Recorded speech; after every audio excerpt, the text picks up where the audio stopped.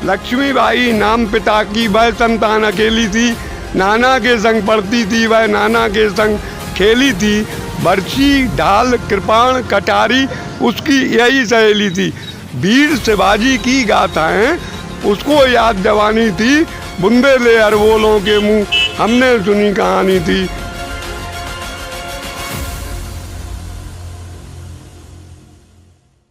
बूंदेले हरबोलों के मुँह हमने सुनी कहानी थी, खूब लड़ी मर्दानी वो तो झांसी वाली रानी थी। नमस्कार, बहुत बहुत स्वागत है आपका झांसी के इस पहले एपिसोड में। मैं हूं आपका अपना इंडियन देसी ट्रेवलर। दोस्तों, जब भी झांसी का जिक्र आता है यही पंक्तियां हमारे दिमाग में आती हैं, जिन्हें कवि सुभद्रा कुमारी चौहान ने लिखा था। दोस्तों, इस एपिसोड में हम झांसी के किले को समझते हुए रानी लक्ष्मीबाई के इतिहास में झांकने की कोशिश करेंगे। झांसी कभी सशक्त ओरछा राज्य था और झांसी को इस काल में बलवंत नगर के नाम से जाना जाता था। उस समय बलवंत नगर में रहने वाले किसान खेती, दूध और दही और लकड़ी बेचकर अपना गुजारा करते थे। तभी हिंदुस्तान में अंग्रेजों ने दस्तक दी और इतिहास को स्वर्णिम बनाने के लिए जन्म हुआ रानी लक्ष्मीबाई का। वो तारीख थी 1827 से 1835 के बीच, जब एक सामान्य सी दिखने वाली लड़की मणिकर्णिका का जन्म वाराणसी जिले के भदेनी में हुआ था। हालांकि उनके जन्म को लेकर इतिहासकारों में आपसी मतभेद है। बचपन में प्यार से उन्हें मनु कहा जाता था और उनकी मां का नाम भागीरथी बाई और उनके पिता का नाम मोरोपंत तांबे था। मोरोपंत एक मराठी थे और मराठा बाजीराव की सेवा में काम करते थे। दोस्तों, जैसे ही आप किले में प्रवेश करते हो आपको गंगाधर राव के समय की एक कड़क बिजली तोप दिखाई देती है। इसके दर्शन होते हैं। इसका नाम कड़क बिजली तोप इसलिए रखा गया था क्योंकि जब ये चलती थी तब बिजली जैसी कड़कती आवाज़ के साथ चलती थी। दोस्तों, इस दुर्ग पर जब अंग्रेज़ों ने कब्जा किया था तब उनके ठहरने के लिए, उनके रहने के लिए ये एक गेस्ट हाउस बनाया था। इस समय इसमें पुरातत्व सर्वेक्षण के कार्यालय की स्थापना की गई है। दोस्तों, आप मेरे पीछे जो ये पानी की टंकी जैसा देख रहे हो, ये पहले दीवाने आम हुआ करता था। यहाँ पर गंगाधर राव के समय में सभा लगाई जाती थी, लेकिन बाद में इसे अंग्रेजों ने एक पानी की टंकी के रूप में कन्वर्ट कर दिया गया था। इसी दीवाने घर का अभी आप लेफ्ट साइड से नज़ारा देख रहे हैं। इसी के अंदर राजा लोगों की समस्याएं सुना करते थे, जनता जनार्दन की समस्याएं सुनते थे। आइए हम यहाँ पर मौजूद कुछ दर्शकों से वार्तालाप करते हैं। आपका नाम? दीपक कुमार। कहाँ से आए हैं आप? मैं आया हूँ मोट से। कहाँ से? मोट से। किला घूम लिए पूरा? जी हाँ। कैसा लगा आपको? बहुत अच्छा। कुछ इतिहास पता है आपको यहाँ का? यहाँ का इतिहास यही, महारानी लक्ष्मीबाई जो हैं जी, मेरे यहाँ की जी, इन्हीं का नाम रोशन है सब जगह जी। और आज झांसी वाली रानी के नाम से ये किला भी प्रसिद्ध है। जी हाँ। क्या करते हैं आप? जी, मैं बीटेक स्टूडेंट हूँ। अच्छा, पढ़ाई करते हैं। तो आपको कभी मौका मिला तो फिर यहाँ आना चाहेंगे? जी बिल्कुल। मनु जब 4 वर्ष की थी तो उनकी मां की मृत्यु हो गई। इसके बाद उनके पिता ने उनको पाला पोसा और अपने साथ बाजीराव के दरबार में ले गए। वहां चंचल और सुंदर मनु ने सबको प्रभावित कर दिया। मोरोपंत की आजाद परवरिश का असर ये हुआ कि बचपन में ही मनु नाना साहेब और तात्या टोपे जैसे साथियों के साथ जंग के हुनर सीखने लगी। 1842 में मनु का विवाह झांसी नरेश गंगाधर राव नेवालकर के साथ हुआ। उस वक्त उनकी उम्र लगभग 15 साल की थी। उनके पति, जिसके बाद उन्हें लक्ष्मीबाई नाम मिला। 1851 में रानी ने राजकुंवर दामोदर राव को जन्म दिया, लेकिन कुंवर 4 महीने से अधिक नहीं जी पाए। पुत्र की मृत्यु के साथ ही मानो लक्ष्मीबाई का सौभाग्य भी उनको साथ छोड़ गया। बताया जाता है कि गंगाधर राव इस सदमे को बर्दाश्त नहीं कर पाए और दिन ब दिन उनकी सेहत गिरती चली गई। इसे देखते हुए 1853 में महाराज ने अपने दूर के भाई के बेटे आनंद राव को गोद लेने का निर्णय लिया, जिन्हें वे दिवंगत कुंवर की याद में दामोदर राव नाम से ही पुकारते थे।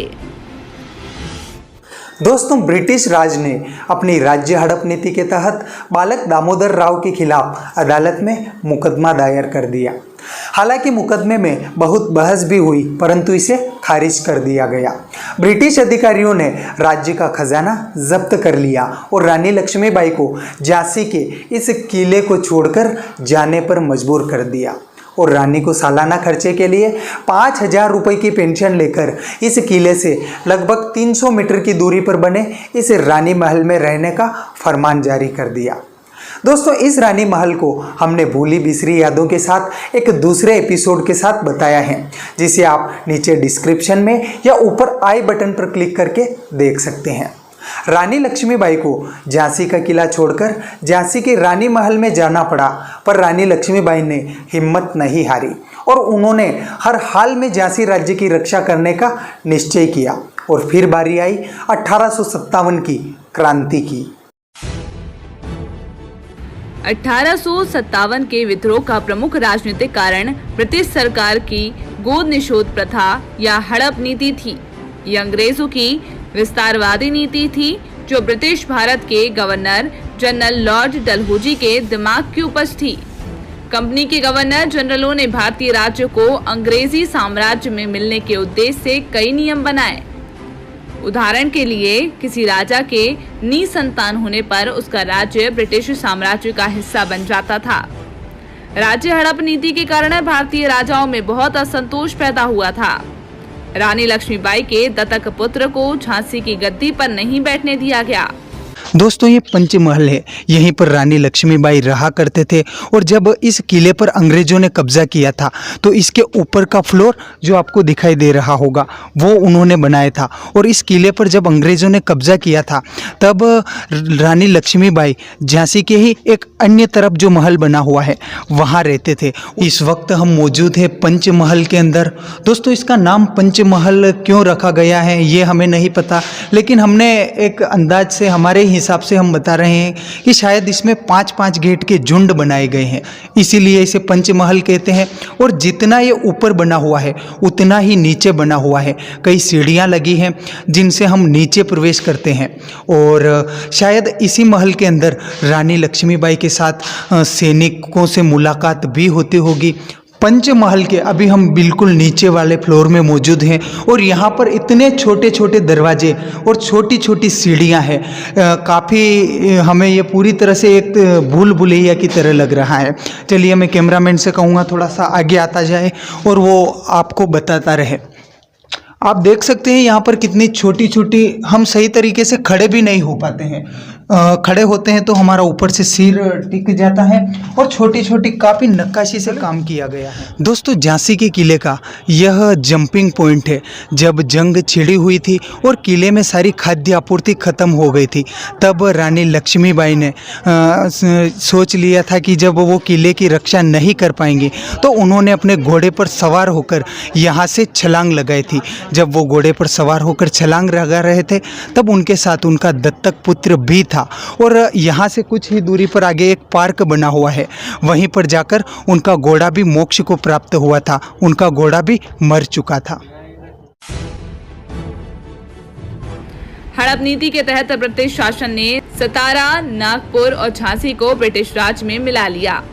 अब अन्य राजाओं को भय सताने लगा कि उनको भी विलय थोड़े दिनों की बात रह गई है। इसके अलावा बाजीराव द्वितीय के दत्तक पुत्र नाना साहेब की पेंशन रोक दी गई, जिससे भारत के शासक वर्ग में विद्रोह की भावना मजबूत होने लगी। और आग में घी का काम उस घटना ने किया जब बहादुर शाह द्वितीय के वंशजों को लाल किले में रहने पर पाबंदी लगा दी गई। कुशासन के नाम पर लॉर्ड डलहौजी ने अवध का विलय करा लिया, जिसमें बड़ी संख्या में बुद्धिजीवी, अधिकारी और सैनिक बेरोजगार हो गए। इस घटना के बाद जो अवध पहले तक ब्रिटिश शासन का वफादार था, अब विद्रोही बन गया। 29 मार्च 1857 ईस्वी को मंगल पांडे नाम के एक सैनिक ने बैरकपुर छावनी में अपने अफसरों के विरुद्ध विद्रोह कर दिया। इसके अलावा भी कई आर्थिक, सामाजिक और धार्मिक कारणों से प्रथम स्वतंत्रता संग्राम की शुरुआत हुई थी। साथियों, स्क्रीन पर आप यह झांसी के किले का सन 1882 का फोटो देख रहे हैं। कितना शांत वातावरण है ना। लेकिन आज यहाँ काफ़ी घनी आबादी है। इस किले के निर्माण व रानी लक्ष्मी की मृत्यु से संबंधित पूरी जानकारी हमने इसके तीसरे एपिसोड में बताई है, जिसे भी आप ऊपर आई बटन या नीचे डिस्क्रिप्शन में क्लिक करके देख सकते हैं। दोस्तों, वीडियो अगर पसंद आई हो तो वीडियो को लाइक कीजिएगा और कमेंट में आपकी सलाह हमें ज़रूर दीजिएगा, ताकि हमें अपनी गलतियों का अनुभव हो सके। फिलहाल मुझे दीजिए इजाज़त, फिर मिलेंगे किसी नए और इंडियन देसी ट्रेवलर वीडियो के साथ। तब तक के लिए धन्यवाद।